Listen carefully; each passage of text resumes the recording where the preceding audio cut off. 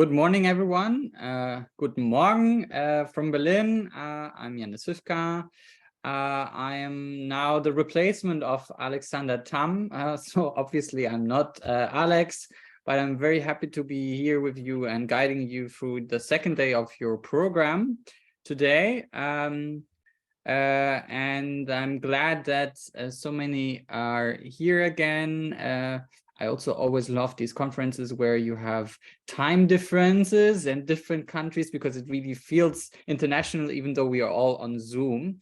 Yeah, if you like, maybe you want to also open your camera and wave into the groups, so that everyone at least sees your face a little bit. I know that yesterday you had a little bit of an agreement that in the presentations, maybe we all want to relax our eyes a bit and take out the camera. However, then I think in the beginning and during the group sessions, it's very nice that we have some faces here for the exchange. So I'm happy if we can have that. Also a reminder about the interpretation.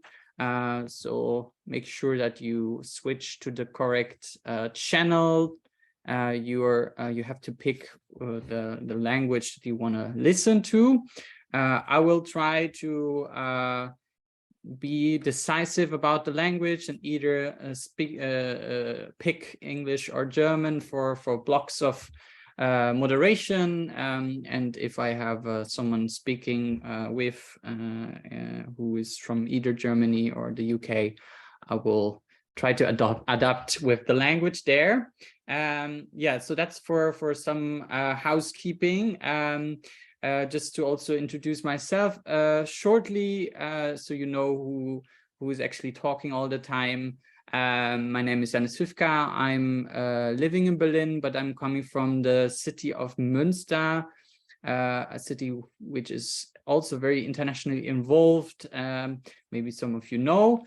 And I'm a trainer in civic education. I also do facilitation. I'm very happy to be with you here today with the Virtual Partnership Conference of Urban Diplomacy Exchange, and welcome you now here on Zoom. Yes, so because this is indeed the second day, let's have a look back what already happened yesterday. And I will just go quickly through the program, and then we will have some lovely graphic recordings to be shown to you. So you also get a little bit of a treat for all the exchange that you mastered yesterday, and that being put in a very nice graphic way. And we will also have a look at the results of the group discussions. So yesterday, you started with an input from Martino Miraglia, who was coming from the UN Habitat, talking about urban diplomacy and the 2030 agenda and why cities have a responsibility in these times of multiple crises. And afterwards, we had a panel with Daniel Pejic from Melbourne, Susan Aitken from Glasgow, and Martin van der Putten from Dortmund about urban diplomacy as an instrument for achieving global goals. And just as today, the day was closed with a group session. So some of you discussed urban diplomacy in the context of peace, and some of you took a focus on climate action and exchange about examples on how you can strengthen the city cooperation in these times, and or when, for example, migration and refugee integration is very important, and also the local implementation of climate action is very important to also attract citizens and involve them in the policy processes. So this was for the program. Let's have a look at how this looks like when you put it in a much nicer way than just words. And we have Sebastian Lörscher, who is a graphic facilitator and was introduced to you yesterday, and he will show you now on the screen. Yeah, good morning. I'm going to give you a little wrap up of what happened yesterday. Okay, so I hope you all see the graphic recording. All right, so this is, I'm going to give you a wrap up of the first part that I actually attended. In the workshop, I was not there anymore. But here on the welcoming remarks, you see, it always takes a bit longer. Okay, now it's there. So Mr. Alexander Wagner said that cities are a catalyst for transformation and innovation. And that actually here, it happens that, yeah, cities shape in a sustainable way. And so we have a lot to learn from cities. But also we have to keep in mind, he said, the concept of leave no one behind, so that the global north has a responsibility for a sustainable change for the global south. Mr. Marius Korte was more going into the crisis that we're facing at the moment. And he said, like, in these times of crisis, it's very important that friends keep on exchanging. And here we have many friends from Germany and the UK, and yeah, and he said that the dialogues that we have, they are the ray of hope in these times. So the voices of the cities should be heard more. Yeah, again, crisis. Mr. Moritz Pieper said that at the moment, democracy is under great threat. You all know why. We need to strengthen it, and one way to strengthen it are, for example, the town twinnings we have, and we need to cross borders so we can prevent the countries from drifting apart. Then we had a little keynote about some project information about urban diplomacy exchange. And yeah, what we heard that the key is actually we want to strengthen collaborations between city, and for that we promote exchange. And how's this exchange coming along? You see here now two bigger cities on the left and right talking with each other about climate protection, sustainable city planning, but also migrations, how to handle natural disasters, and common goals and visions. And of course, when you have some good ideas, it's always good to share it. And here also I noted some of the goals for this whole urban diplomacy, like peace and security, urban cooperation, and of course achieving the Agenda 2030, and also the internationalization of cities. Yeah, that was this part. Then I move further. After that, we heard a keynote of Mr. Miralia. I don't know if I pronounce it right. And he talked about some challenges. So the challenge is, how do we synchronize our actions? And also, how do we include poorer cities in our process? And also, we need to find new channels to express our needs, legal, financial, ecological needs. And in the end, he actually said that cities are not very well represented in the big summits like COP, SDGs, Summit for the Future, and so on. We need more local representatives and create an international multi-level dialogue. After that, we had a panel discussion with three representatives from different cities, the city of Melbourne, Glasgow, and Dortmund. And here, Mr. Daniel Pejic said, yeah, that at the moment there are more and more city networks, and because there are way more possibilities to participate in discussions at the moment. And this is actually, oh, also thanks to COVID-19. So because of the pandemic, the solidarities between cities grew. We heard from Glasgow, from Susan Aitken, that cities have to be more ambitious and have more targets. They have more ambitious targets than the governments, and they're actually leading the way. They delivered solutions for the big topics, like also again climate and handling migration and displaced people. So yeah, here are the cities saying, listen to us. So we have to be more present on the national level. So the separation of local and national activities is no longer trending, is what she said. Yeah, urban diplomacy is the driving factor for welfare. That's what Martin van der Putten said. And he told us some examples, what he did in Dortmund or what he's doing in Dortmund. So they have they created an urban dialogues Dortmund. This is a monthly city exchange with other cities, but he also stretched on the point that we need younger people to be diplomats and representatives for our cities.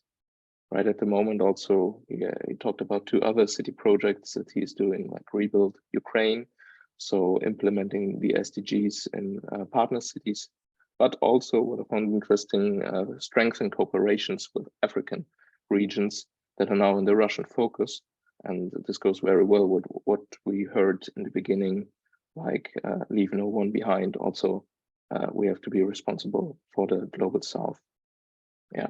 And then I noted 3 final things, like cities need to become more powerful to stay fit for the future. Cities need to be more recognized on UN level. And all in all, what we heard in, I think, every part, what happened yesterday, let's raise the voice of the cities.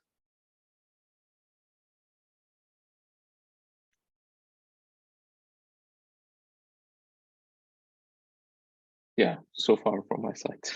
Thank you for the not only great insights, but also great visualization.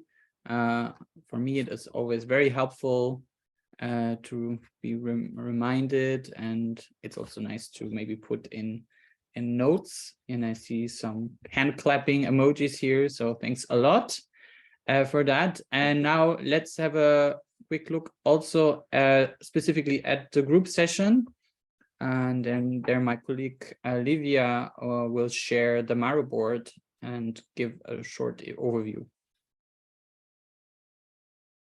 Genau, ich hoffe, genau, Mariana fängt an und Ayan fasst für Gruppe 1. That's right. Mariana will start and Ayan will do a short summary. Because we are a bit short of time, and I'm happy to summarize a little bit our group discussion from day 1 on urban diplomacy for peace, where we focused on strengthening city collaborations, especially in times of migration crisis and with a background of ongoing war in Ukraine, as well as tackling the challenges of refugee integration.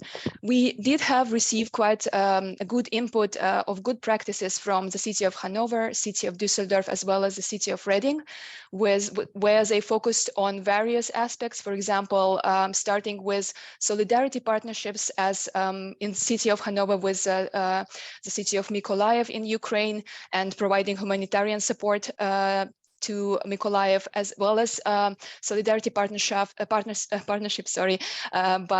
the city of Düsseldorf with Chernovitz in Ukraine, as well as the integration of refugees and the importance of not only integrating Ukrainian refugees, but also looking into such aspects as climate affected refugees, or basically those in need after the disasters as well. So that was an important highlight. And from the city of Reading, we heard about Homes for Ukraine scheme and the importance of civil society in the process, and how local authority is in a very close coordination and communication with civil society. We did hear also about some challenges, specifically from the German cities. We've heard about financial challenges challenges and the importance of acting very quick in times of crisis. And from the city of Reading, we heard about the housing challenge and as well as the challenge of acting very quickly on asylum claim proceedings. As of now, it's not very quick. And maybe just very few or some takeaways from the session as well. So we did learn that it's important to learn it's important to communicate among cities, between cities, and to make sure that this exchange and communication is continuous, because otherwise the good practices and the examples are basically just lost, and it's important to learn from one another. Therefore, to learn from one another through partnerships from the twin cities, but as well as through a creation of larger networks. And for example, Mayors for Peace was mentioned as well by the city of Hanover. So it's very important for cities to be active also in from that perspective, from a more international perspective. We also spoke about the bridging the gap between the local and national level, because in Reading, for example, we see that the civil society is very actively supporting the initiatives. However, sometimes there is a little bit of a gap with the national government strategy, and it's important to still act locally and be able to try to bridge those gaps. And of course, it's a challenge. And we also identified some of the topics that could be potentially interesting for further conversation among cities and between the partnerships, for example, brought up by the city of Leeds, such as human trafficking, and looking at that, what's happening in the countries receiving refugees with that perspective, as well as looking at far right and the war in Ukraine, how this comes together. Exactly. And also with regards to integration of different refugee groups, because sometimes the approaches are not necessarily equitable, and it's important to also address those challenges. And maybe just to quickly wrap up, I would like to point out what Susan Aitken said yesterday about nation states pledging and cities delivering. And I think in our group, we did learn that we did see the big willingness from the cities and power, in a sense, in acting quick, acting fast, and yeah, acting for peace. So I will stop here and I will pass forward to Livia. Thank you. Genau, ich war in der Gruppe Urban Diplomacy for Climate Action. So Urban Diplomacy for Climate Action was the group I joined yesterday. I wouldn't like to go into more details here because you can see what we did here on the screen. And the thing is that with all cities, both the German and the British cities that got involved yesterday, there are many hands-on projects and initiatives implemented on site. And it was mentioned, however, that we still need to do more and we still need more exchange. And there are further possibilities to shape the situation that was mentioned, for example, by the British cities. So fair and just transition was mentioned, and leave no one behind as well, so that all social or all parts of the society are involved here in these initiatives. And the cities again and again have reiterated that they have far more ambitious goals than their national governments, and that both in Germany as well as in the United Kingdom, the cities want to become carbon neutral and climate neutral to the mid-30s of this our century, and that it is important for them to be able to really put the theory and put it into practice, take the theory and put it into practice.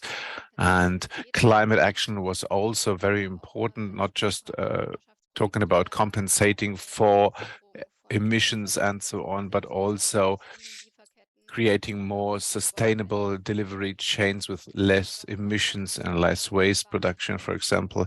And the legal situation was also an issue that was mentioned again and again yesterday, so that national governments do not have such ambitious goals as the cities have them, that was mentioned, and so that it is not only necessary to have your urban development plans and different agendas, but that nationally, at the national level, those goals also need to be put into practice.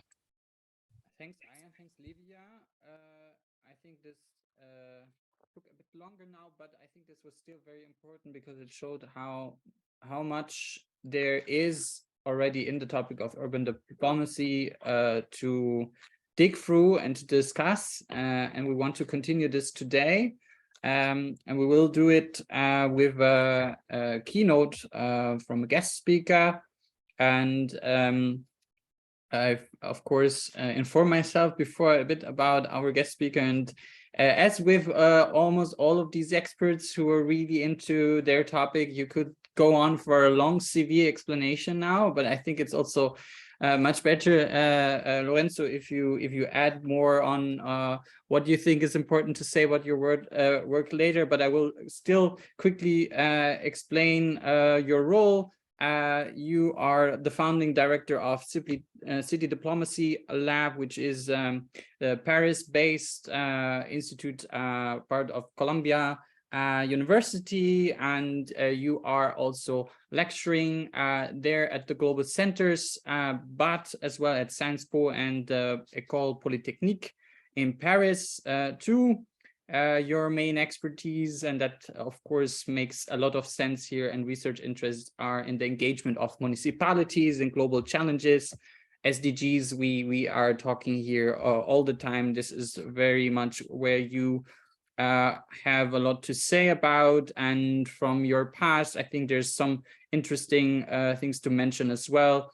You were, for example, involved with City of Milan work in the World Expo 2015, and you have also worked with the International Association of Francophone Mayors. So some networking, some big events where also cities were very much involved. And you have a dual PhD from Paris and Rome. So there's also a lot of not practical, but also theoretical background. And you will now exactly talk about this, because your input is called From Theory to Practice, and you will introduce us to the theme and the concept of city diplomacy. Very nice to have you, and I will hand over to you now. Thank you so much, Yanis. It is really a pleasure to be here with you. Thanks to Livia as well for the kind invitation. And I think this is a great opportunity to bridge this theoretical and practical components of the international action of cities. And so, well, without further ado, you kindly already very perfectly introduced myself. I have one foot in one, the other in the other sector. So I'll do my best to create some coherence between the two elements. I have prepared a quick presentation. I will share my screen with you.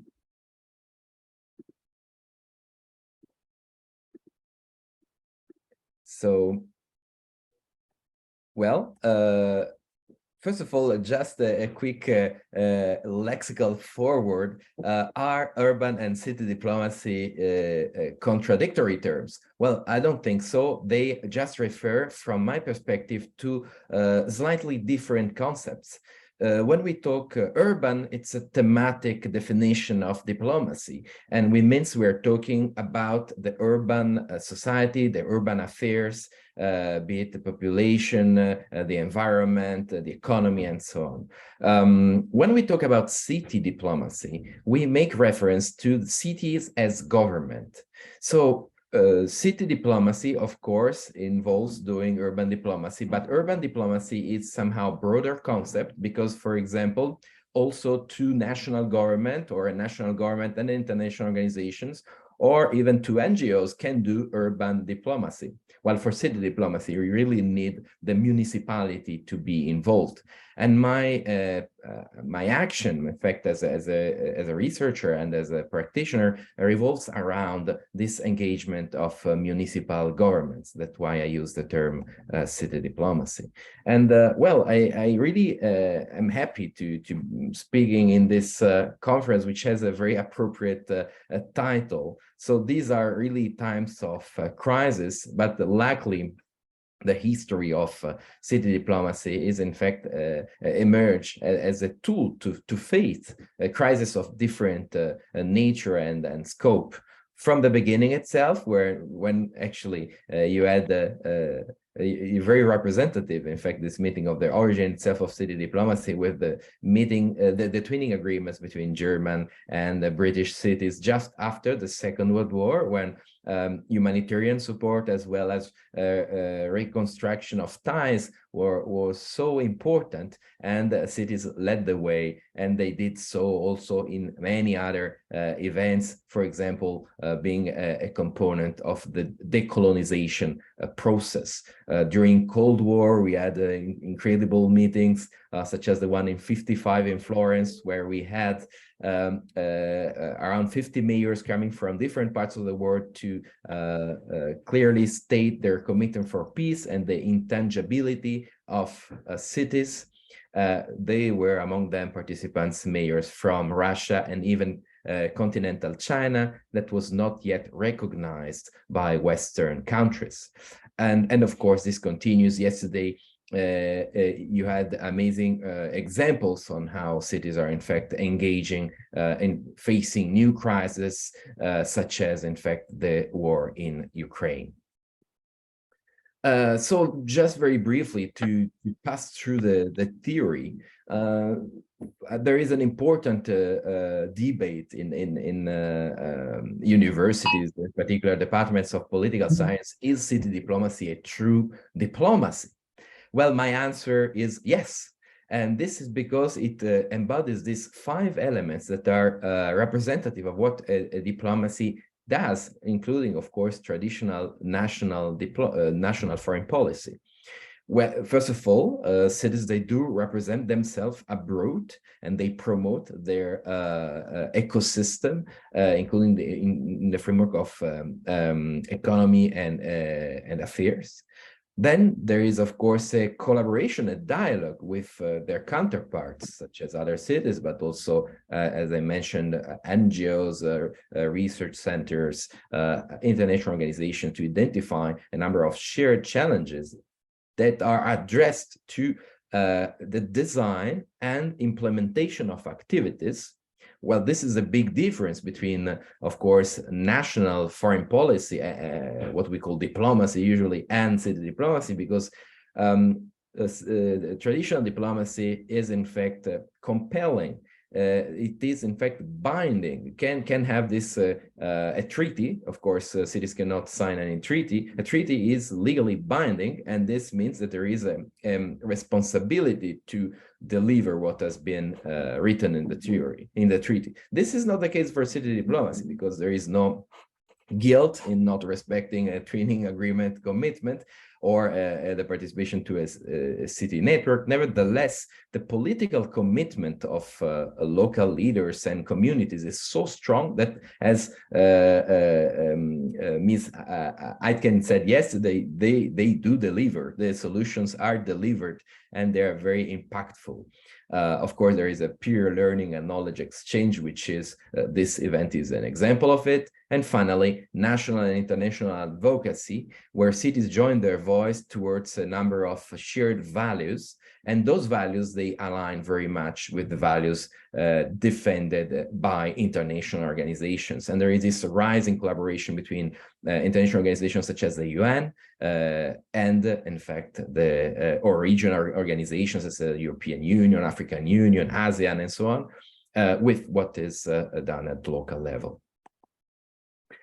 In terms of practical impact, well, the connection is in fact very tangible. The reason why cities engage in that there are very important resources of different kind, political, technical, and financial kind. So this means that the choice, the political choice of a mayor can be reinforced, of course, by collaborating with cities worldwide, including difficult decisions, such as, for example, curbing carbon emissions and introducing societal change, for example, in use from moving from car to public transportation or cycling, technical resources in the framework of best practices, pilot project, new initiatives that are introduced, and of course, financial resources which allows, in fact, the cities, including those with little financial availability, to engage in those activities, because there are a number of donor, a number of partner, international, public and private institutions that are available to and willing to form partnerships to advance this sort of urban agenda regionally or globally. And you can see this very much ranges over everything that the municipality does, which are also the elements that define the quality of life of everyone. And I think, well, that focusing more precisely on Germany and the United Kingdom, there are a number of advantages that are part of their city diplomacy. First of all, it's spread and variety. This is produced by the fact that there are different kind of cities in terms of size that engage in city diplomacy, also in terms of geography. So it's not concentrated in one land or in one part of the United Kingdom, but it's truly spread, and there are so many intermediary and also small cities that engage in that. Of course, this is an old tradition, old in terms of city diplomacy, of course, and still able to innovate and introduce new ideas to the global debate, and to explaining the rest of cities what a city can do when they have a clear vision and they give themselves the tools to achieve it. And finally, it's their lucky geographical position, given the fact that city diplomacy is still pretty much Eurocentric.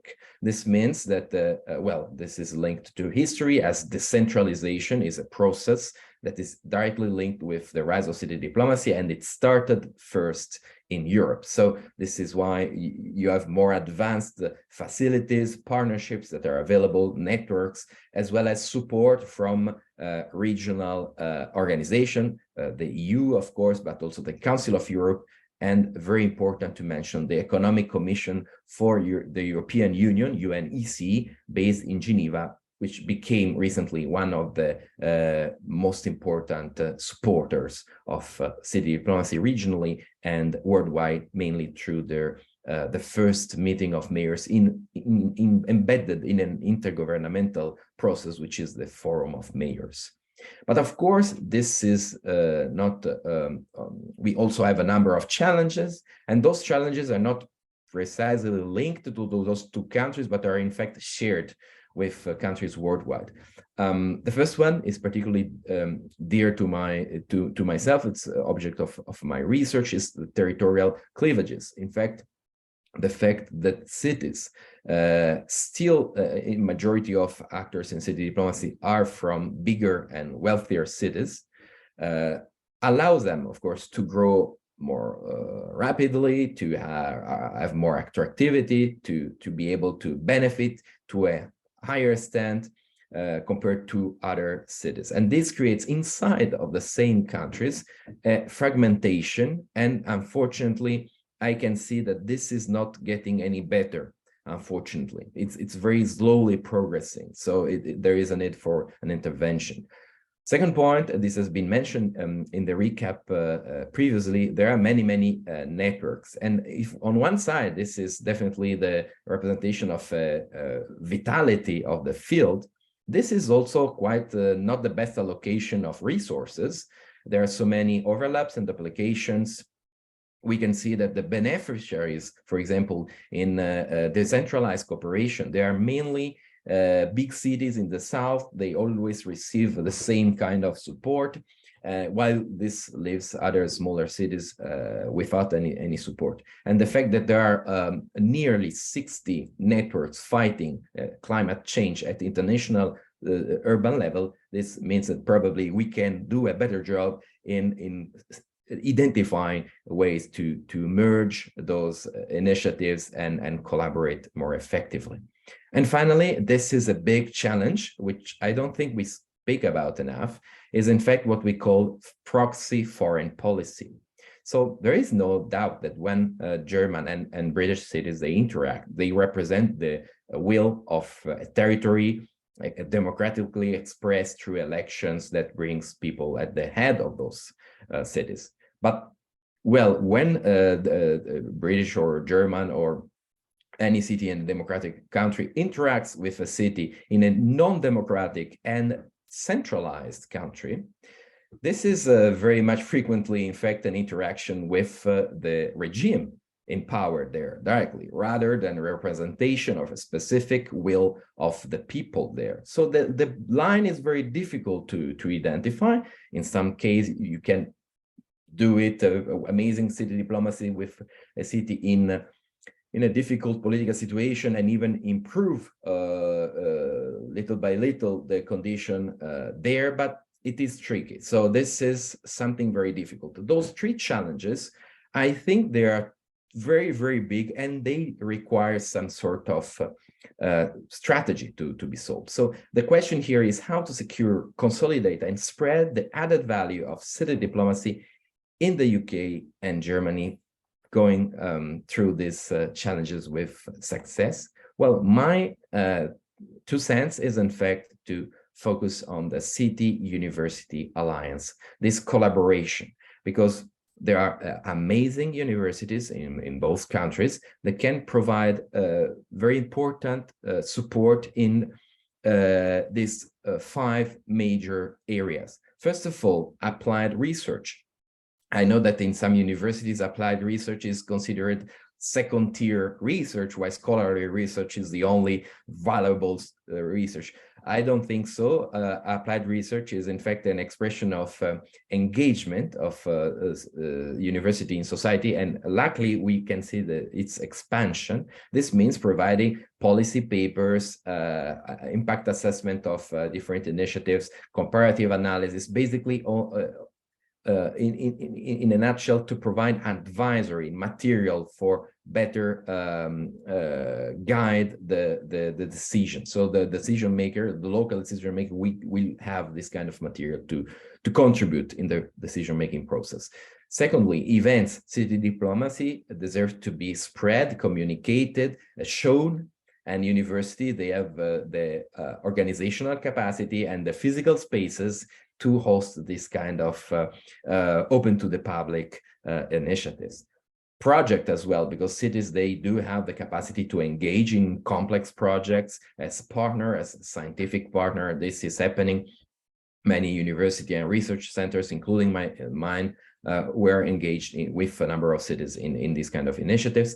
Of course, education, the basic action of universities. This is both in terms of capacity building for elected officials and as well as for permanent staff members of municipalities to benefit, from these resources that I mentioned in terms of political resources, economic resources, and technical resources. And of course, university courses to create the new city diplomats, as it was mentioned yesterday.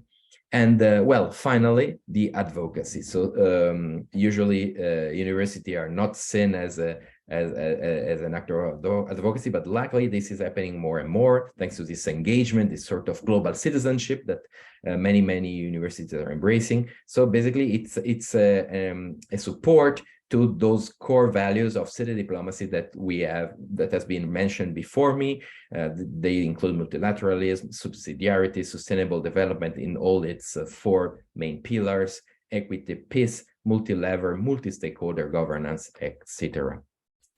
And well, just let me briefly mention what we are concretely doing as City Diplomacy Lab. So City Diplomacy Lab is trying exactly to do this kind of 5 pillars and put that at the service of city diplomacy, seen as an opportunity to match global values with local priorities into local solutions. And many local solutions means a real effective solution for the whole world. We work across the network of our 9, soon to be 10 centers across the world. I have the pleasure of being located in the Paris center, but I work a lot with the other centers, which include Amman, Istanbul, Tunis, Nairobi, Mumbai, Beijing, Santiago, Rio de Janeiro, and the next one will be in Athens. And of course, we have our campus in Morningside Heights in New York City. And this allows us to be active with those 5 pillars of action in all the regions of the world, in partnership with many actors, partner cities, and international organizations. These are some of the examples of the activities that we have done, in some of them in framework of international conferences, such as the Forum of Mayors in Geneva, or the World Urban Forum in Katowice in Poland last June. And we aim to give the voice of citizens, and we put this network and our capacity in terms of putting the spotlight on the voice of mayors. For example, this is a meeting we had at the UN, framing and providing a sort of assessment of the impact of the solidarity of cities of European cities with cities in Ukraine. And this was, of course, the dialogue with the help of technology and with the participation of Mayor Klitschko from Kiev. We do a lot of small size activities, from interviews to courses to municipal officers. You can see our first groups of students we're working a lot in Africa. We do French speaking and English speaking Africa. We will soon have also Portuguese speaking Africa. We will have courses in Arabic, Portuguese in Latin America, and Spanish in Latin America. So it will range in many activities, always with this idea of supporting cities achieving sustainable urban development. Here are our last 2 activities that took place at COP27. We went there with a number of cities, and we went there with universities. We led this idea of having university that I'm mentioning at the service, with university giving back their knowledge and sharing it with municipal governments and local communities. And this is working, and I invite all of you to be part of this. We will share with you, your cities, in the future, the calls for the program in Europe. The initiative will take place in Paris. They will be for free, fully covered by a fundraising organized by our co-hosting institutions. For Europe, it's the Economic Commission for Europe of the United Nations. And as you can see, we will make sure that this revolution of city diplomacy is truly widespread, and once again does not produce those challenges, but it tries to solve them with this alliance. And this will be done with a number of methodology, from long to short sort of capacity building activities, and a variety of courses. As you can see, 19 different classes that will be made available in different languages. Hopefully very soon we will also have a class, a number of courses in Ukrainian, and this will be taught as soon as possible to reinforce the capacity of Ukrainian cities. So of course we do this with a number of partners. You're all welcome to join us for that, and you're all welcome to visit us in Paris at our headquarters. This is a place of study, research, and events, public programming, located in the Montparnasse neighborhood, in this beautiful building with a garden. It's a very pleasant place and very quiet place. You're all welcome to join us very soon. So thank you so much for your attention, and I'm available for any question you might have. Thank you, Lorenzo, for introducing us to the concept, but also actually maybe taking away some difficulty from it, because it was less of a long talk about details of wording, but rather also about very concrete things that can be taken away for pushing forward the cooperation of cities, UK and Germany. We would have time now to get 1 or 2 questions from the audience. Also, just to mention that Lorenzo is still a bit with us, but he has to leave at 12 German time, so 1 hour earlier for the UK. And I see one from Stuttgart, and I would take one more if there's wish for that. If not, the question goes to Bettina Bunk, and happy to hear you now.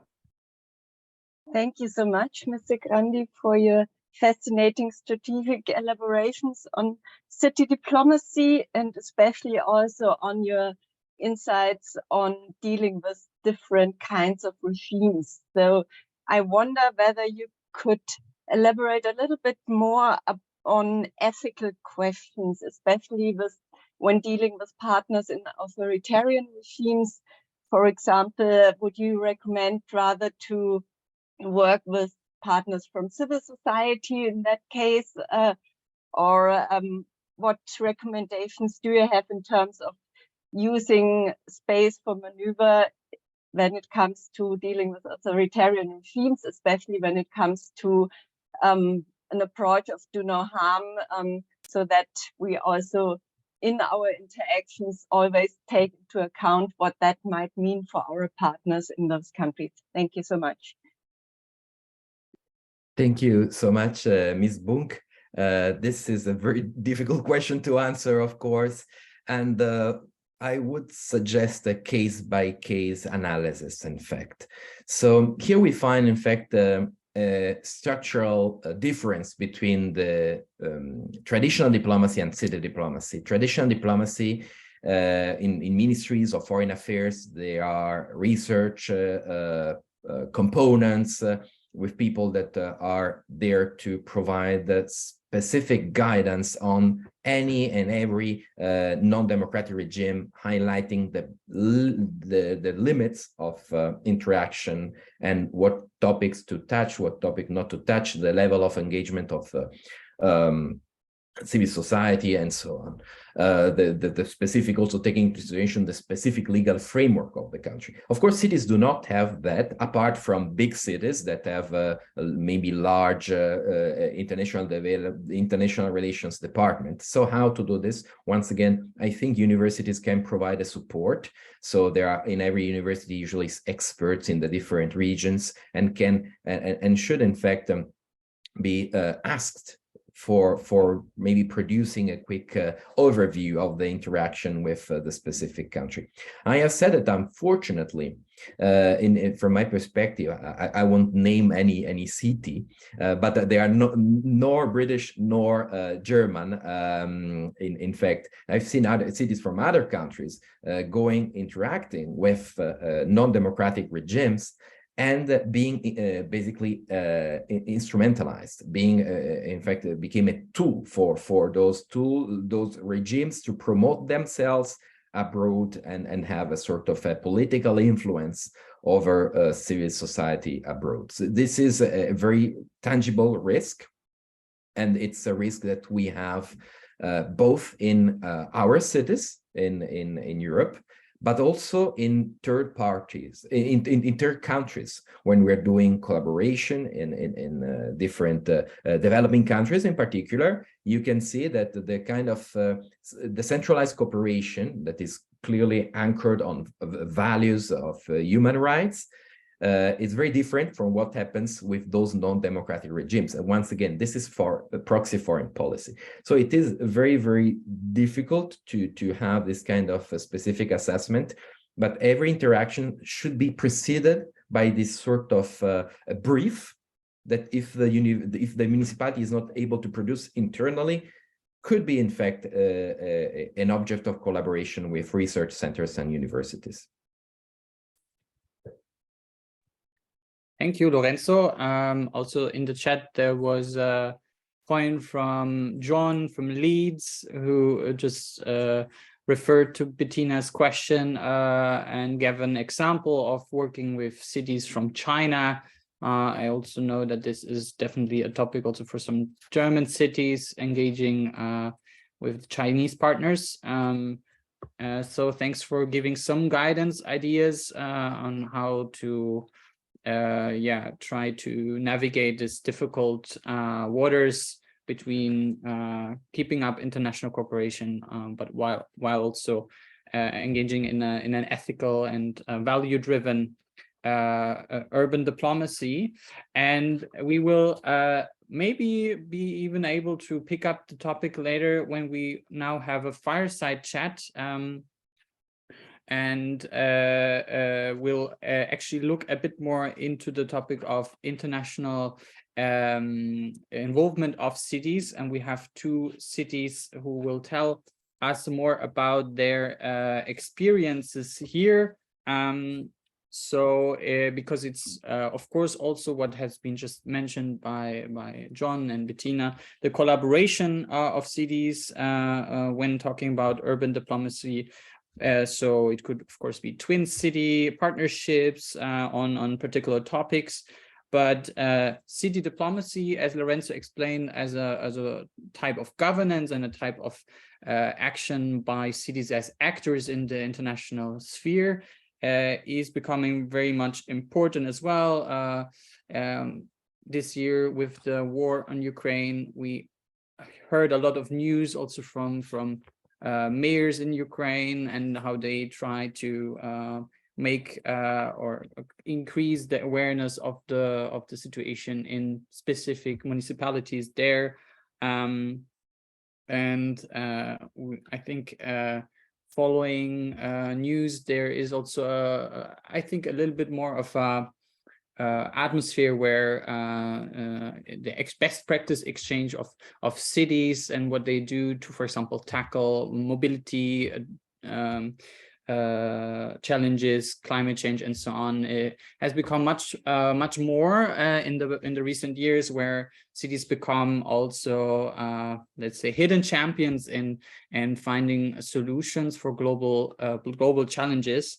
And we're now going to hear from two officers, two experts in the field from both Germany and the UK, where the mayors both took a very active role in the forefront of pushing the cities, not only taking actions, but also voicing their concerns, voicing the relevancy of cities on the international stage. And these are on the one side Twigg from Bristol and David Linse from Mannheim. I will quickly introduce them before or after I again thank Lorenzo for his talk. Sorry about that. I didn't feel like just moderating you out of the door.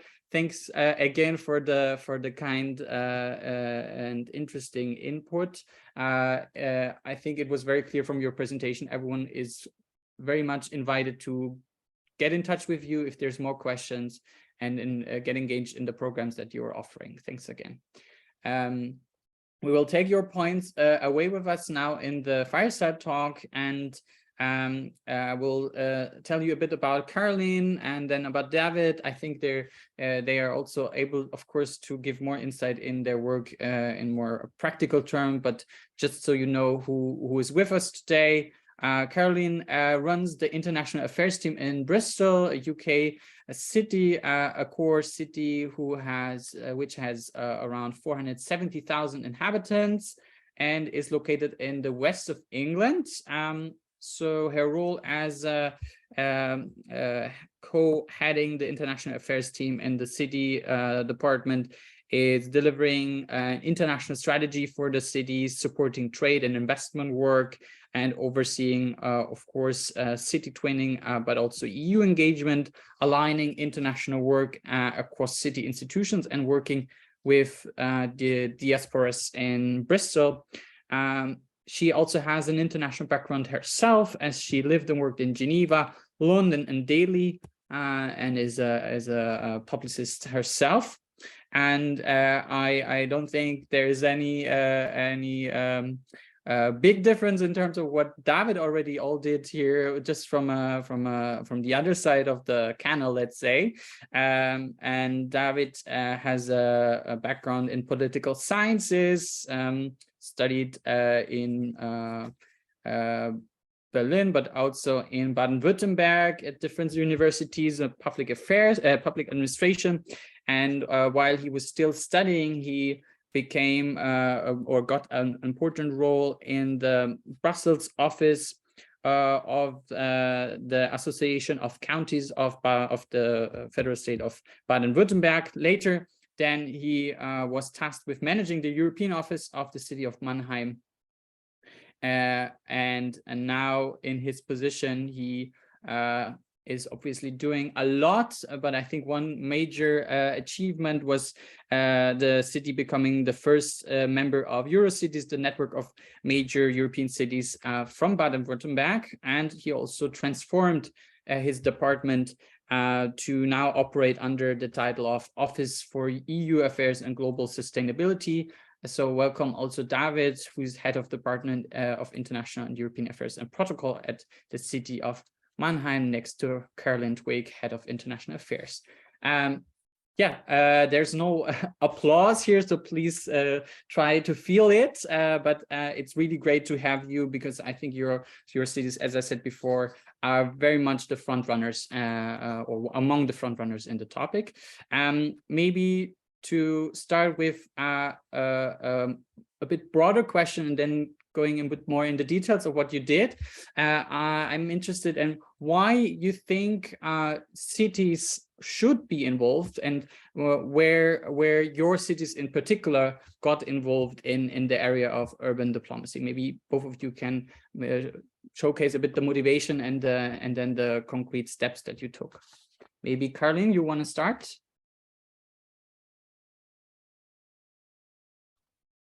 There we go. Can you hear me? Great. Hi, everyone. Morning. I wish there was a fireside. I'm very cold, but it's great to be here. So a little bit of the introduction in Bristol. We developed an international strategy in 2017. We pulled together all the city organisations who have some kind of international engagement. We didn't get all of them, but we tried. So the universities, the business sector, the tourism agency, the community groups. It went really broad, and we bought a huge map of the world. We put it on the wall, and we had everyone draw where they have an engagement and what kind that is. Is it long-term, short-term? Is it funded? Is it about trade? Is it about education, culture? And we had a sort of instant view of the mapping of Bristol's engagement around the world. That led to the development of our international strategy, where we have 4 outcomes, and one of them is around raising the voices of cities in international processes. Our mayor is very driven by this topic, which helps us to be able to push it forward internally and in Bristol and abroad. He is very open about the fact when he started his term, he's now 7 years in, he didn't realise the importance of the international links as part of his role. He said it was very much focused on delivering for Bristol, but quite quickly he realised you can't do that if you have no influence about the context in which Bristol is operating. So he saw quite quickly the value of promoting Bristol abroad, but also engaging in depth with international organisations, institutions, as well as the UK government organisations and embassies that are around the world. So he changed that quite quickly, and we've had a drive for the last 7 years to do this, as well as the mayor before him. We have a small team, but we cover a very broad reach. A lot of what we do is around systems and joining up and coordination. And we have our own trade and investment unit. That's not us, but we help support their work and join up with contacts we make abroad. So I think there's a lot of drive from the city to do this and to have a sort of coordinating role. There's a lot of information sharing that goes on around the city and within the core cities group, which you mentioned, Janice, the 11 largest cities outside London, and we coordinate on some of the international work as well. But I think the drive from the mayor is a key thing.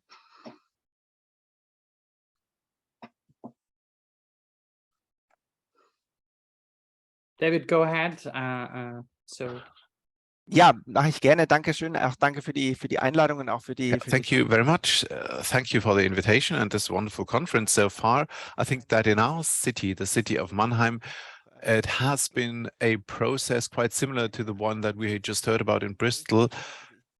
You already mentioned that I initially have worked in advocacy, mostly in Brussels. And of course, this work has shaped what I do today. So my idea that municipalities can also represent their interests at a supranational level. I think that what Lorenzo said also was very, very interesting, so that the European level is quite important here. It's a process at the European level as well, and it's not a process that has just kick-started from one day to the next. It has developed gradually. I think with EU legislation, it has all started. So at the local level, we always used to say that the EU is blind at that level, and that the players and stakeholders at that level basically developed this international strategy and activities themselves. And for example, my city, the city of Mannheim, also has a mayor with Dr. Kurz, who has seen a lot of areas where we could be active, and for example, working at a European level had been done by a completely different area of administration in the city of Mannheim than other similar, I'd say, agencies and what they did. And so right now, I think it's quite important to have that decentralized cooperation, that all those different tasks, all those different areas is, we brought them together into one single agency, because we could see that there have been lots and lots of synergies. And what we also find is very important, what was quite an important booster, was the UN's Agenda 2030. Because for us, that agenda was basically the foundation for the realigning of our city's strategy for the topic of international partnerships and international relationships. That was defined as one of our strategic objectives. And I think that is quite similar to what you did in Bristol as well. And let me add just one thing with regard to the presentation that we have just heard. We have always tried in the past to come up with concepts, especially from the area of science, into our work. So last year we made an application at the city's council in order to define how do we define city and urban diplomacy, because we saw the Chicago Council of Global Affairs and its work, and that was basically what we used as a blueprint to realign our strategy. So basically forming an umbrella to bring together under this umbrella all these different aspects and strategies and realign them into one direction, into one urban strategy, so that the exchange between all those hands-on activities and people working in those areas, and on the other hand, scientists and research institutions, can be improved, and to bring them together into one single movement. And I think it's very important to talk about that today.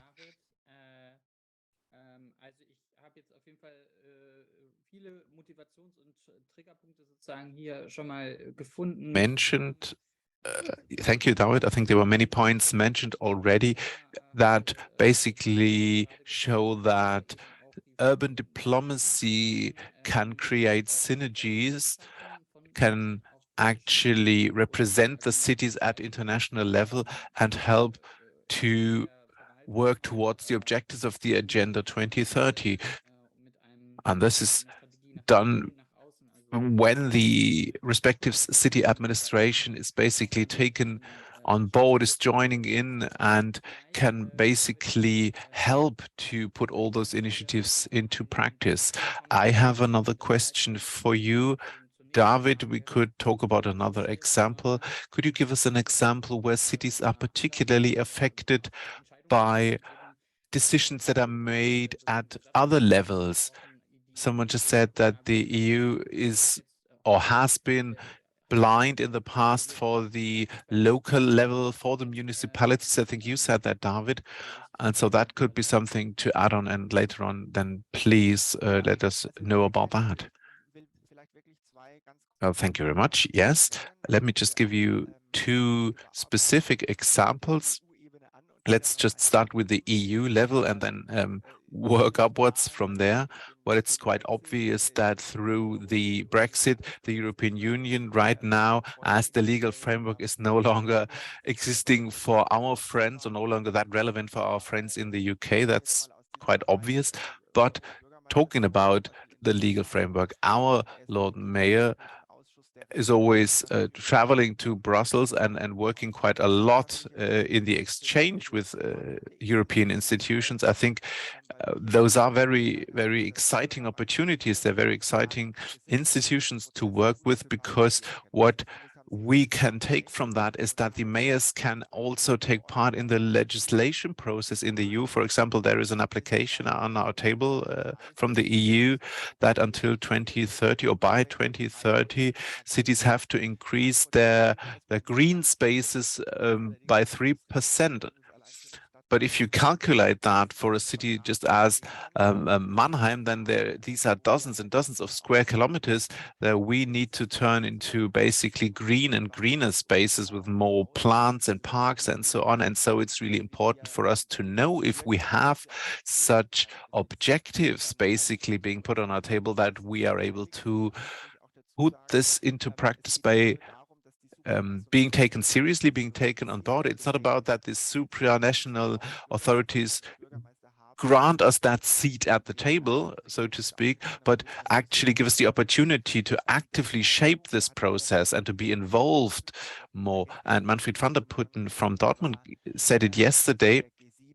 He talked about the G7 process this year, and in particular, the question, why do cities get involved? Why do they basically deal with these problems at supranational level instead of just dealing with their local business? Well, the answer is quite clear, that the program of the German G7 presidency for 2022, if you had a look at that, this program defined and stated the following: many topics in this program were basically issues that affected cities directly at the municipal level. And so, for example, we still haven't finished the coronavirus pandemic chapters completely. And so it has also directly affected all of us in the cities, because the health authorities, for example, that had to implement all those policies with regard to the coronavirus pandemic, those are city institutions in our cities. And so we want to be part of the process where we shape such institutions. And I want to reiterate that today. So it wasn't an easy process. It didn't look like the national or international level just said, well, that's great. So there's an open door, come in and discuss those issues with us. It was a quite complex way of representing our interests, of getting that far, and that mayors could take part in those discussions. And so, on the other hand, that representatives from the national and international level basically took part in discussions between mayors and between cities, that they listen and not just giving a warm of welcome and then leaving again, but being actively part of the discussion. And I think we managed quite well to bring that to fruition. But talking about this in our session today basically means that to get there, cities need to network better between themselves. Of course, Bristol has a great mayor. Our city of Mannheim has a great mayor. Those are important personalities, but the strength and the power that we need, we get this from Eclair Global Citizens, Global Mayors, and other programs, by networking, by joining forces and teaming up. And I think that last year, for example, the UK core cities actively were involved in many of those programs to have international networks with other cities, for example, from Germany, so that we take part in the discussion and that we shape the public dialogue also. And if you look at those declarations from the G7, for example, you can see that the cities were better involved there. David, for talking some historic, but also recent examples, maybe to hand over to Caroline, what would be examples from from your side where you think cities have influenced the global system, or where maybe even, you know, Bristol itself was active. Can you give some examples? Yeah, I thought of one which it is linked to David's point. So this is around migration. We were in touch in 2017 with Milan and Montreal. The mayors there were working on trying to influence the new declarations coming out of the UN around migration. So the Global Compact for Refugees and the Global Compact on Migration. The basis was that cities are the places that lose migrants, that transition migrants, and that receive migrants. Yet it's the national governments that were feeding into the declarations coming out of the UN. So the point was we need to be part of that discussion to be shaping it effectively. We had a recent example in the UK when there was a Hong Kong migration to a particularly large, and the UK government spoke to cities and said, this is how many people we'd like you to take, and this is sort of how it will be. And we fed back that we can do this ourselves. If we talk to the other cities, we can work out the best numbers. There's places that people from Hong Kong would like to be because there's already communities there. It's not as easy as just sort of telling the cities where it should be. So for the Milan-Montreal example, these two cities gathered a few other cities around them from around the world. Freetown was involved in Sierra Leone, and we were involved. We were invited into the discussions, firstly informally, and then that sort of became the basis for what's called the Mayors Migration Council, which is a sort of more formally recognised network, one of the many, but it has a very, very specific topic. It has a steering group of mayors, and they feed directly into international processes and agreements around migration. So the mayor in Bristol actually spoke at the UN. He was one of the first to do this in this way for this particular process, and brought the city's voice, brought the reflections of what it is to lose migrants, to receive migrants, and when many people pass through your city, how that is. So when the compacts were actually adopted in December in 2018, there was 150 city leaders endorsed the declaration. It was done in Marrakesh, calling for the full and formal recognition of the role of local authorities in implementing these compacts, and saying we need to input into the reviews and the feedback processes, the monitoring, and then any sort of reiterations in the future about the wording.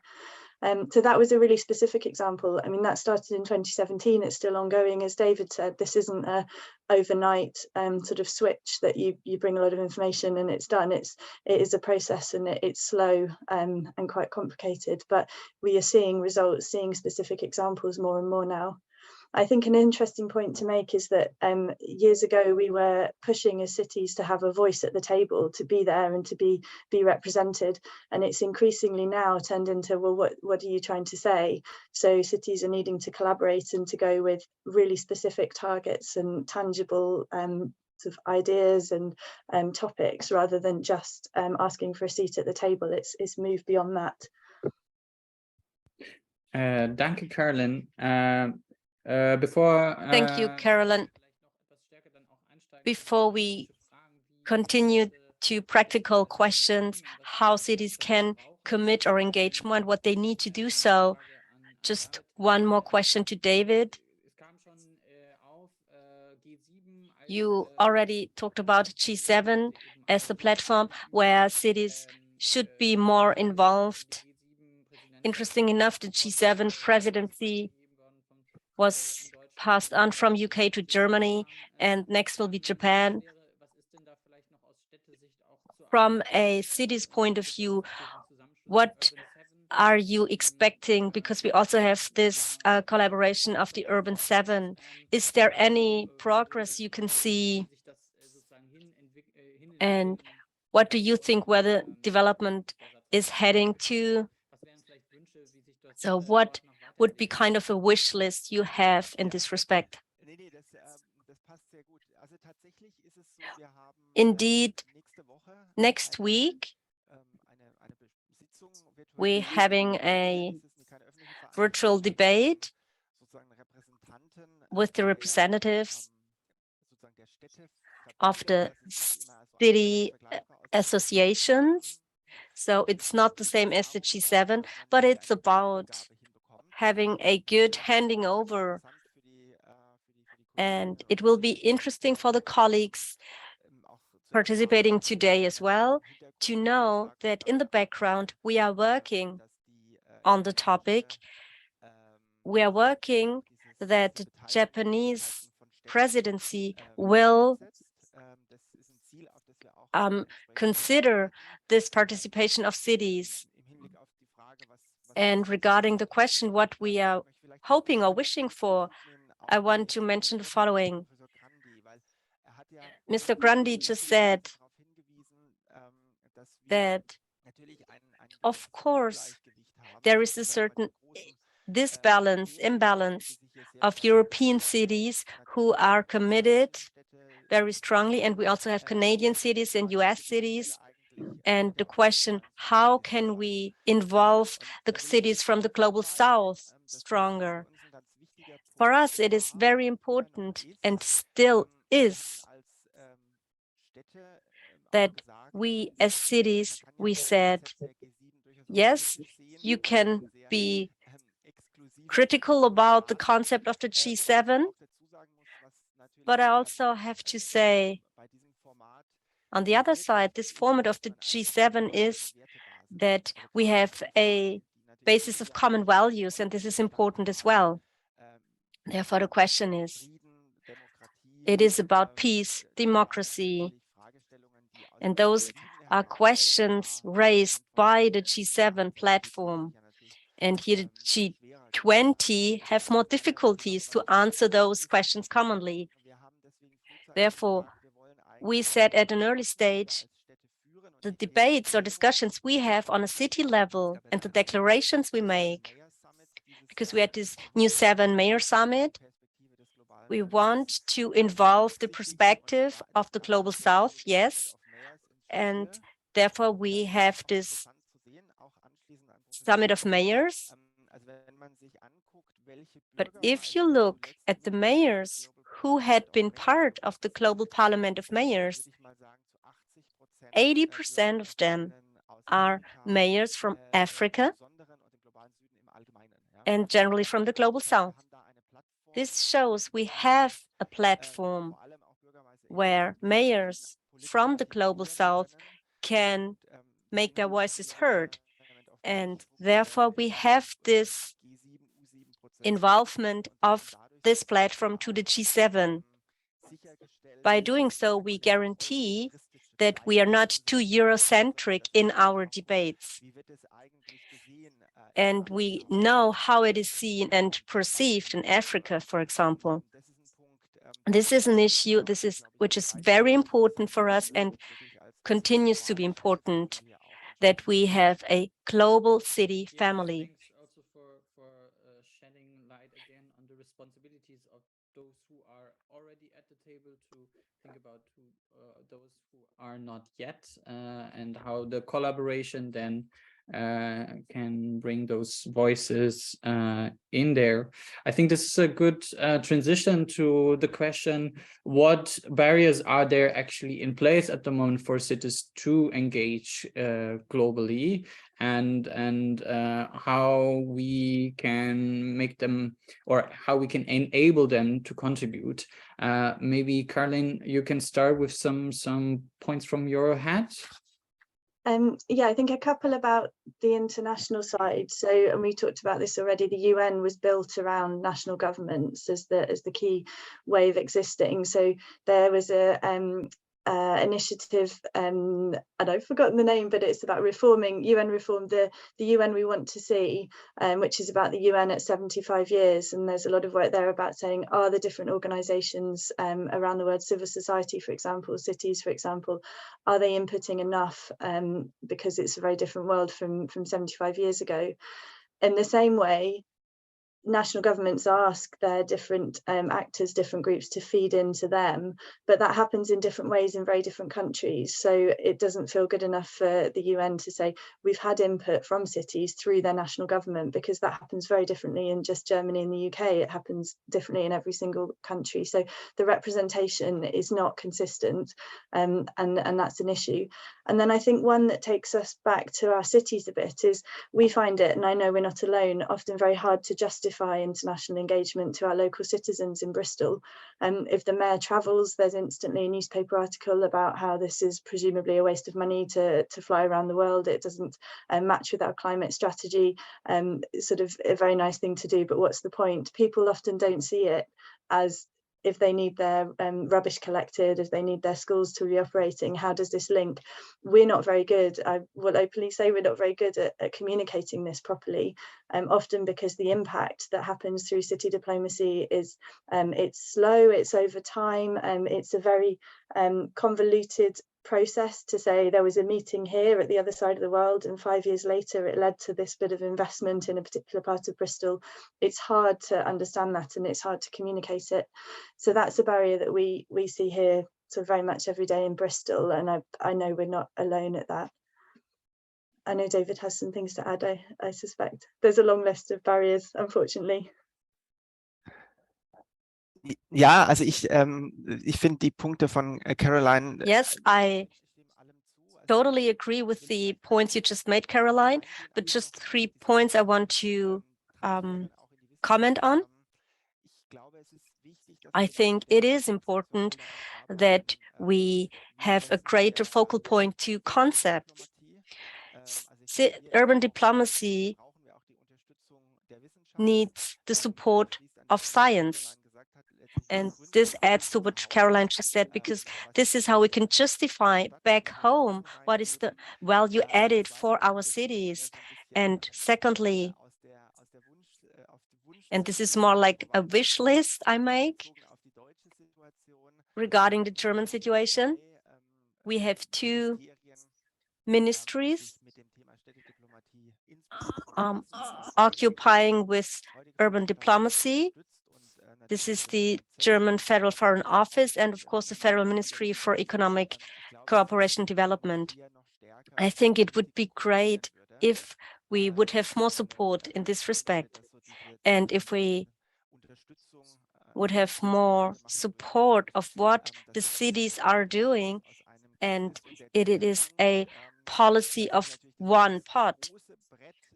And of course, this is very difficult to achieve. And how can we achieve that? How can we achieve the rights to participate stronger on the international processes? And how can we institutionalize this? So we need an institutionalized multi-level governance. We can see in Europe and worldwide as well that there are different kinds of approaches depending on the individual state, how cities are participating on the international processes. It's different. Sometimes they are part of a delegation, but it's not about the delegation itself. It depends on if they are involved in the negotiations. So are the mayors part of the negotiations on international agreements? I think in this respect, in the long run, we need clear, more binding rules. Otherwise, cities always depend on what the individual national state wants or not wants. And last but not least, I think it is very important when we talk about commitment and involvement on supranational processes, we always have to think about the national state. My long year experience is that supranational institutions, European Parliament, UN Habitat, you name it, they are very open, very interested that cities are involved, that there is a dialogue with mayors. The question is if this is possible in a legal sense. Depends on the individual state, because they are making the decisive decisions. Therefore, we have to continue this dialogue with the supranational international level and also with the national level. Otherwise, it won't work. So this is this multi-level governance thinking or idea. Everyone needs to have the willingness to cooperate and to go away from this hierarchy system or thinking to achieve a multi-level governance, and that we can talk about it on an equal footing. Thanks to both of you to really compile a very concrete list also of what can be done or what are barriers currently. And this, I think, is also maybe some, let's say, homework for all the cities to get engaged. Not like they can get engaged with the supranational organizations, but they are very open. But so it's a lot also on bringing this to the attention of national lawmakers and decision makers, and yeah, kind of pre-negotiate the seat at the table on the national level, so that then in the other levels it works well.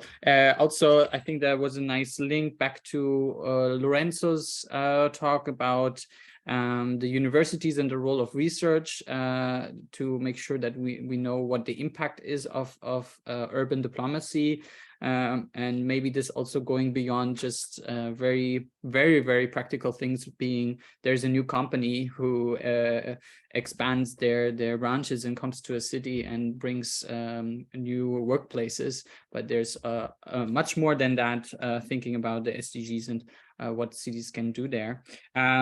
I would like to now move to our last question, to look beyond today and ask you, what are your hopes? What do you want to see in the area of urban and city diplomacy in the coming, let's say, 5 years? And maybe we can start with Caroline here, followed by David. Just briefly, I think David's picked up on quite a few just now, and we've covered some, but the formalized role, we're talking about G7, the voices from the global south. It's already been said, why is that not G20, for example? I would like to see a better understanding with our national government about where the sustainable development goals sit and which part of the FCDO should we be talking to. It moves around a lot, it's not consistent, and I would like to see that much more structured. More training and more skills for officers within local authorities to be able to engage on these topics and to understand their role. There's so much of inconsistency, and in some ways that works in our favour, and in some ways I think it doesn't. I hope the US has just this year announced, and they're now in place, the special representative on subnational diplomacy, and it's a former city representative who takes that role.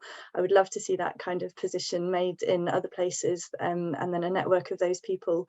And I would love to see more cities involved very sort of proactively in the city networks that are most appropriate to them. We've realised, as I think most cities have, you can't engage in every city network. You have to choose your priority ones, either geographically or by topic, and you have to really put resources in to help them have impact and to gain benefit from that membership. So if cities can do that in a very structured or very deliberate way, I think they'll all have more impact. So that's just a few. Ja, ich kann vielleicht noch 2 Hoffnungen oder Wünsche auch noch anschließen, sozusagen mit Blick auf die kommenden Jahre. Just 1 or 2 more wishes I have. First of all, I hope and wish for a new sight on the international urban relations, because especially due to the war against Ukraine, that we can all recognize and acknowledge that we have a political format, because this was also the source of urban diplomacy in the past. Urban diplomacy is a political thing, actually. It started in times when our countries were great enemies, and then the international network started. So the former CAM, and it started with a political movement. And I think it was quite remarkable that the Ukraine's president and the German president talked about it, and that they said, yes, they want to be the head of this urban diplomacy. So the head of the German state was in Ukraine, and I hope that this political awareness will be reinforced, and then urban diplomacy as part of twin cities will be reinforced. And with this background, the national political level, speaking for Germany, will have the knowledge and skills and competencies and can enhance this with their cities and include it more into their cities. We talked about China as well. So the concrete wish, if the Federal Republic will have a new strategy for China, then it would be great to have a consolidation with the cities as well. Secondly, I hope that the national level will realize better what potential is in the city system, in the town twinning. There is a great German and European policy and of national governments, and I hope that they realize if you want to strengthen democracy, local democracy, then you need to have networks. And you need a network of mayors, and you have to cooperate with them, and they on site try to do their bit. We just talked about the mayor of Leone, and they are under great pressure. And we have to use these kind of networks for local democracy and to strengthen local democracy in the global south. There is a virtual parliament, and so you can use it without long journeys. And it would be great if the national governments and ministries would use or see those potentials and commit themselves that those networks will be supported with resources. Thank you. Thank you, David Linse. Thank you, Carolyn Twigg.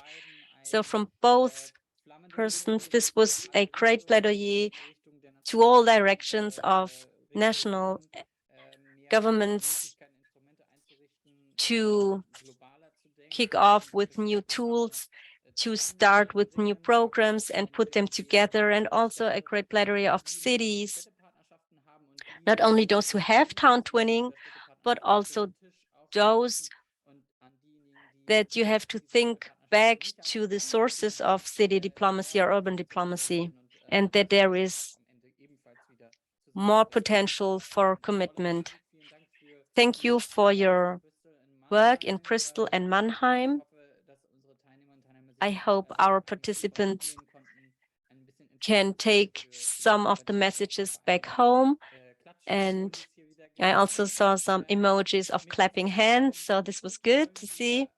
With this, I want to start our short coffee break. We would like to continue at 12:20 German time. So a break of 15 minutes, grab a cup of coffee, take some fresh air, and then we will see us for the group peer-to-peer consultations.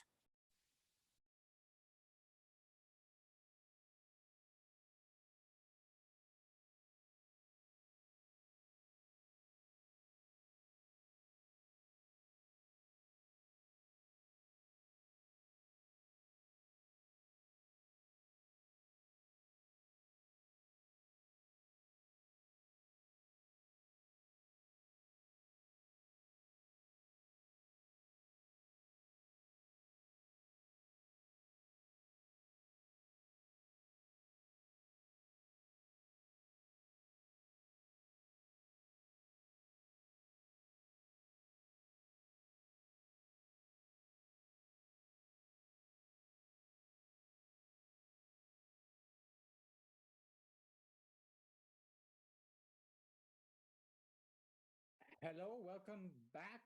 I hope you all had the chance to grab a refreshment in the form of some air or water or coffee. Would be great to have you back here with also some faces as to prepare ourselves mentally for the direct exchanges in the groups, and also to know if you were actually back from the coffee break or if we're still missing some of you.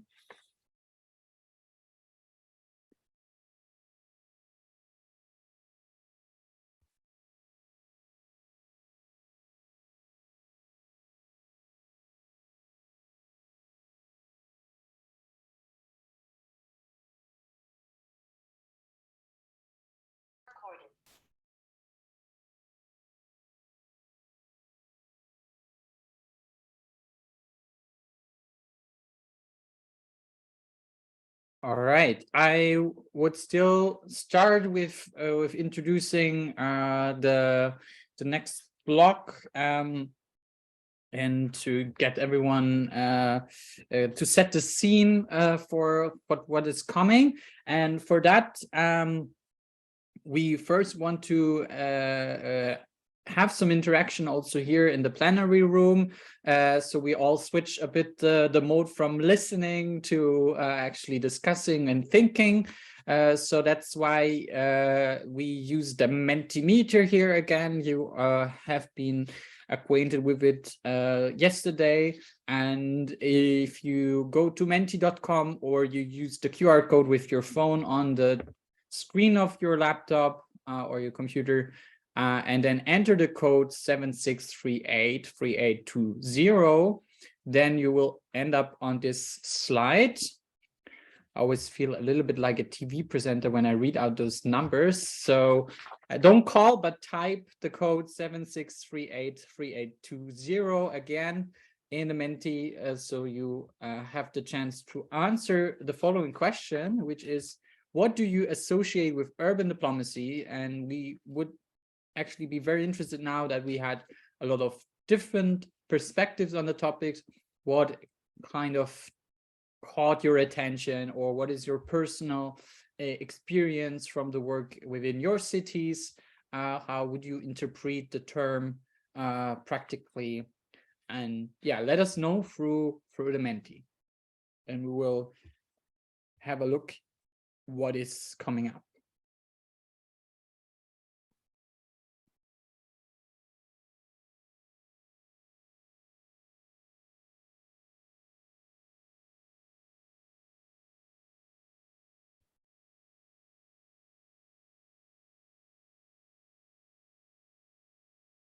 So I think, yeah, as already said, there is also the range in not only the inputs, but in what participants have on their mind, or what they maybe practice in their everyday work in the cities. So there is definitely the very much lobbying and political participatory area here, advocacy,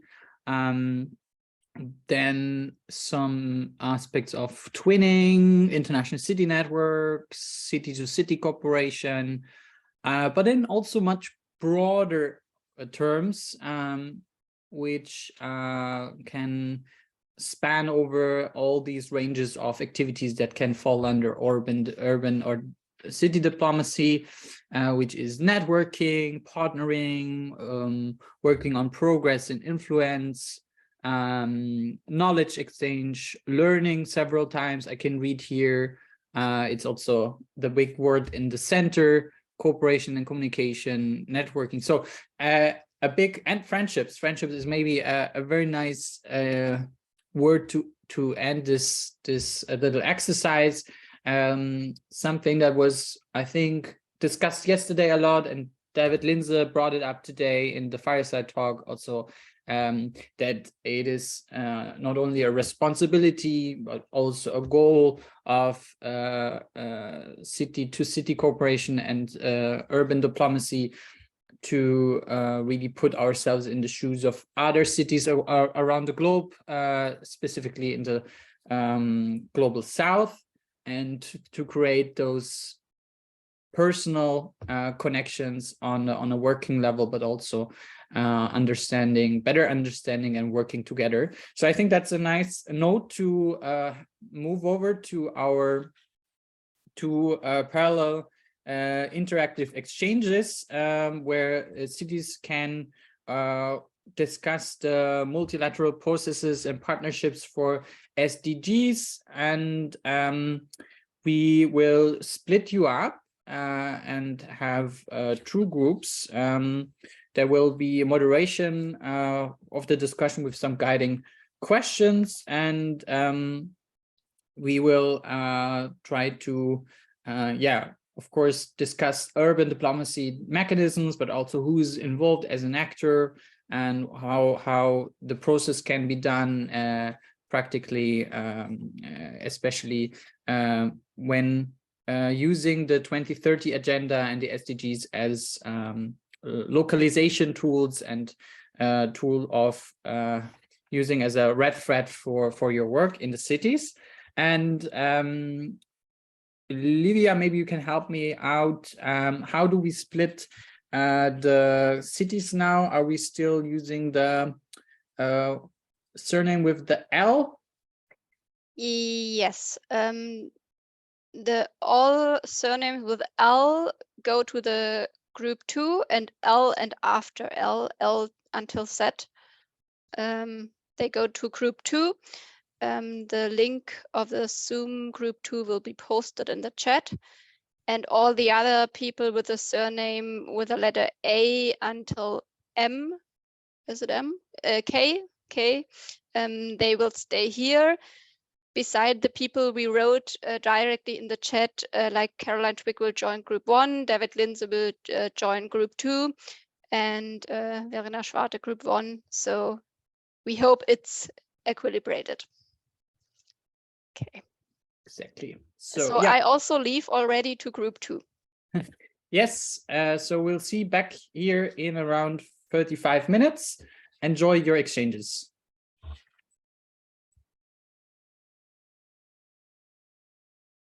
I think it will be very interesting now to hear from both groups what was, let's say, the results of this kind of peer-to-peer consultation, and hear some insights before we are slowly coming towards the end of our today exchange and conference. Actually, because we just had the group joining, let's have them being our guests and listen to them first. So group number 2, maybe there is volunteers who would like to highlight one or two of their main takeaways that they noted down, or that they will maybe even when switching off from Zoom and going back to emails that you might take away and be in the afternoon, in the evening, going home, still thinking about. Maybe you can share some things about that. If there's takers for sharing one or two of the highlights, please raise your hand. That would be wonderful, so I know who I can hand over to. Also, just to mention again, no worries about note-taking and documentation. There were graphic recordings and notes in the Miro board taken for both groups, so there will be documentation in the end for both of them. But just so we can hear from you personally, that would be nice.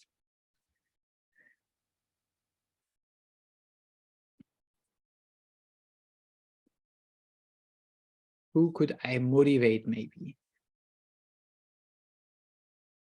Let's have maybe one UK representative and one German representative from both groups to keep the spirit. You see Heather, great, thanks. Go ahead. Okay, one inspirational thing that I heard about from the city of Mannheim, David said that there were round tables convened whereby the City Council and civil society, particularly with BAME groups, would talk about international activity, particularly in relation to the global south, to make sure that that they're on the right track and that the right communication comes from any activity that's engaged in. I thought that was a brilliant idea. That's not something that we do in the city of Birmingham, but it's certainly an idea that I'm going to keep at the back of my mind and use it when we can. Perfect, thank you. A great example of very concrete takeaway for a new tool or a new form of engagement that you can try out in your own procedures and structures. Someone from the German side, from group 2, who would like to maybe share one thing, one example, one tool that they took away, or something that you shared and you just want to share with the other part of the group as well.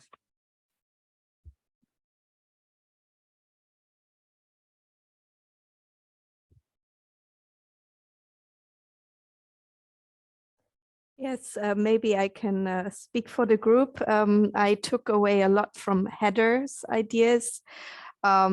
She explained how they try to justify, for example, travel costs or like engagements with their partners. And I found it very interesting that they really try to make it measurable, like also the outcome, and to try to communicate kind of what benefits they have by, for example, writing blog posts and really involving the media. Yeah, and just reaching out to the public. I think this is something I will definitely take away with to kind of look at our let's call it public relations strategy we have here in place, and see how we can kind of improve it and really try to make it more measurable, more transparent to the public. So that was a very interesting point. Thanks. So that's great to see. Heather took something away, but you were definitely also able, obviously, to inspire others. Thanks to Liana for sharing that. And I think it kind of also relates to what was discussed in group 1 with me, where it was about awareness and that it takes long and it's a long-term work that you have to do again and again. And here, the example that was just shared was about explaining and trying to show why it is relevant, why you need those resources and why you have these travel costs.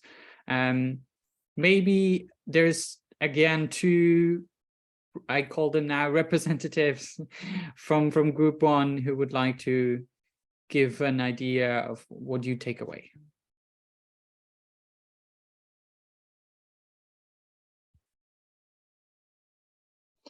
I could start. Maybe we talked a lot about the SDGs, or we touched on it, and the difference between Germany and UK to some extent, whether they're sort of promoted by the UK, the government, or understood or explained, whether it's easy to engage with the government on SDGs. There's a couple of us from the UK that said we find it quite hard to know where to go to and who sort of owns it and how much is it talked about broadly by the public. It made me think, this is where international issues, you can actually use them as a sort of hook to engage your national government rather than the other way around. So trying to talk about the SDGs by saying lots of other countries and cities are doing this very differently from us. You have an opportunity to be a leader rather than just following. This is a global language, it's a global action. Maybe we can use that international issue, bring it into our national government to support some of those discussions rather than having it the other way around.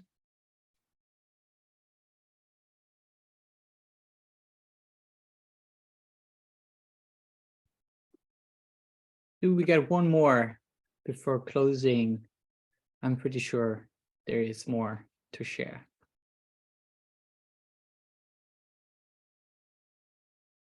Verena, yes, thanks.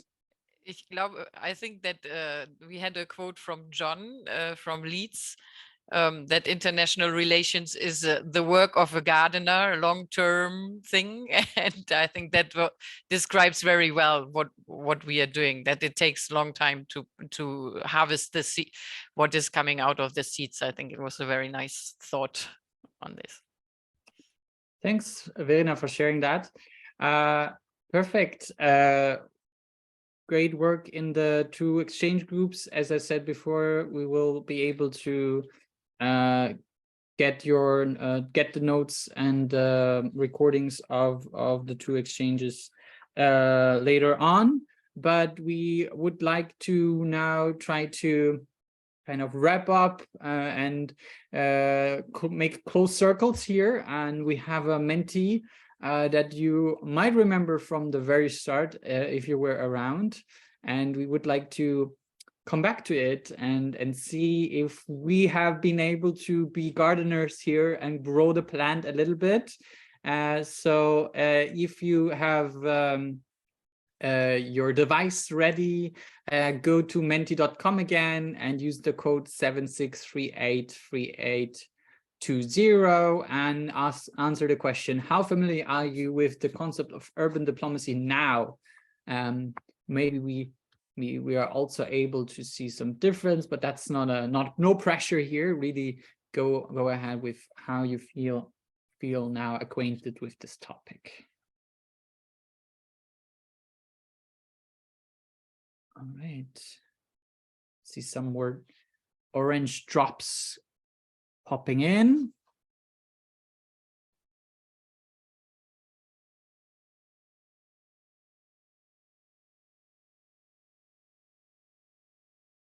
All right, some small group of experts mingling, but then there's definitely a great bunch of people who feel like, yes, I'm good. I have some knowledge around, and I think knowledge also doesn't mean you can cite and some literature and just explain things, but maybe feel knowledgeable and ready to work further and to learn and exchange and try to challenge yourself with the topic a bit more. Go abroad over the current framework maybe that you are exercising in your cities.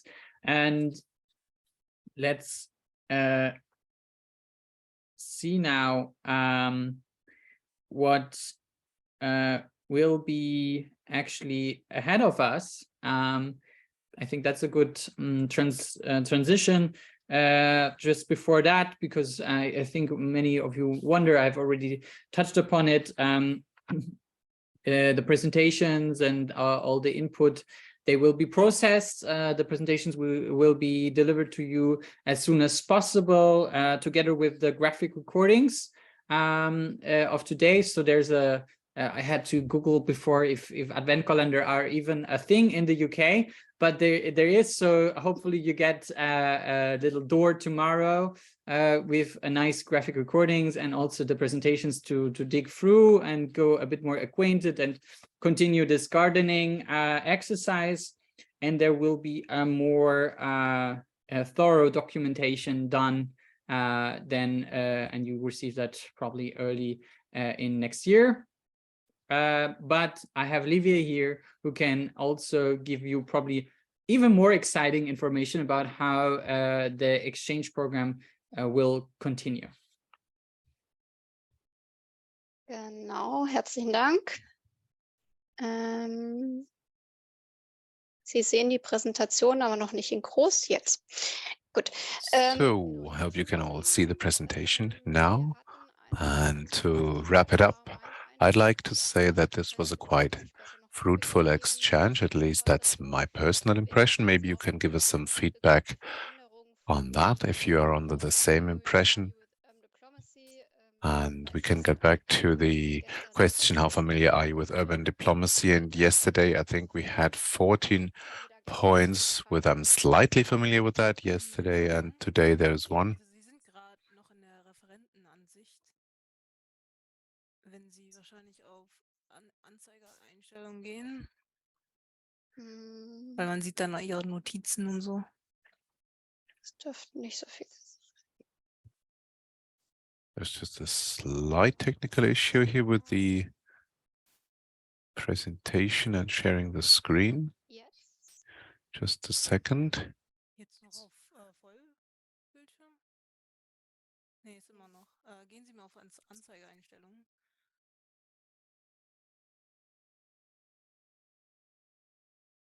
Genau, Okay, super. good. All right, here we go. So, little technical issue right before the end of the presentation, but nevertheless, let's just have a look at what we can get from this event, what we are going to take with us, what we have learned, not just with regard to the connections to our British partners when we're talking about urban diplomacy, but also about stronger networking of players at the international and EU level, for example, with the UN Habitat, but also with regard to further future cooperation. The city of Stuttgart mentioned that yesterday, so if there is specific needs on your behalf, so let us know so that we can try to make this needs and these requirements as clear and as tangible as possible. Another issue that should be mentioned here before we wrap up is the potential synergies with science diplomacy. So in this matter, we are already in contact with the DLR, and we're going to further strengthen potential collaboration with universities in the future. And so this is one way where we try to create synergies and to also address multi-level governance as an issue. I think that here the Foreign Office, the Federal Foreign Office, is also taking part. They joined us yesterday, and so processes could be a bit more coherent here as well. Then we, as the project team, will be working on the exchange and the preparation of our conference next June. And so here's the timeline again for 2023. So those cities and city partnerships that will be selected for this project will be notified or will not be notified if they're not selected. So we only have 8 spots here for 8 different cities to take part in this conference in June. We are not yet sure if this conference will take place in Germany or in the United Kingdom. I think in early 2023 we will have the opportunity to specify on that and to inform you about that, and who will also be able to do an exchange and travel to the respective country or partner country. Another point that I'd like to mention before we wrap up is our community when it comes to urban diplomacy exchange. We will send you the respective link and presentation, I think tomorrow or even today, and you can use this platform to network and to join and team up with others, with partners from the United States, for example, but also from the UK, and you can upload data like presentations, you can give feedback, and it's just a good instrument, a tool for you to network with your partners in other cities all around the world. I'd also like to bring your attention to another couple of events. The first one is the Transnational Digital Conference on the 13th of December 2022, even under the guidance and funded by the Federal Foreign Office. This will take place also tomorrow. So just have a closer look here by clicking on that link in the presentation as soon as you have it. It's also all about urban diplomacy strategies and also about digitalization. So, and now we're talking about the event on the 13th of December. So what I just mentioned is an event that takes place tomorrow in the morning, but this now will take place on 13th of December. That is a project run by our partner Connective Cities. It's an expert exchange, and so you can still hand in presentations and other materials until the 13th of December. So I think that's all. We will also be happy to have your feedback for this event. We know that the breaks could take some more time, but let us just actually bundle our official feedback here via Ephesus and send us your feedback in the next days and weeks, so you can actually scan that QR code. And we will also provide you with a link to this website in the chat. So that's everything I had to say. So if you have any last questions or comments, please feel free to share them with us. Feel free to just ask us in person, give us a call, or write us in person. For already showing the way forward and how you all can continue to stay in touch and engaged in the program. I think from my side, there is not a lot to say other than thanks for the inspirations, for the imageries, for sharing all the work that you do in urban diplomacy. So I think I think it's always nice for the closure, if you like, to open your camera and we can all have our mics on and just say goodbye and see you next time. Bye. Bye. Bye. Herzlichen Dank an alle. Bye. Thank you, everyone. Bye. All the best. Bye. Merry Thank you. Advent season from Stuttgart.